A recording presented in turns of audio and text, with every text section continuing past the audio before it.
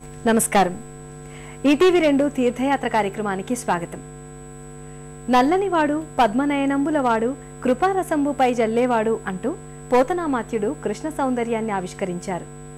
ధర్మాన్ని ఎలా అనుసరించాలో శ్రీరాముడు చెబితే అధర్మాన్ని ఎలా ముందుకు నడపాలో సూచించాడు శ్రీకృష్ణుడు.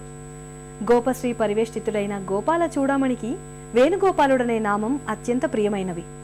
జీవులనే గోవుల్ని పాలిస్తూ వేణువునే నాదమనే జీవన మాధుర్యాన్ని గోవిందుడు ఆవిష్కరించాడు.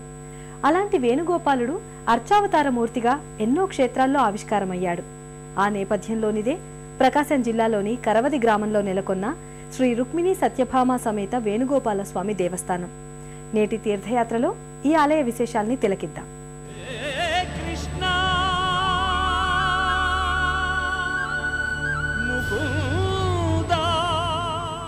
నోరారా కృష్ణ, కన్నయ్య, గోపాల, ముకుంద అని పిలిస్తే చాలు కృష్ణుని అనుగ్రహానికి పాత్రలం కావచ్చు.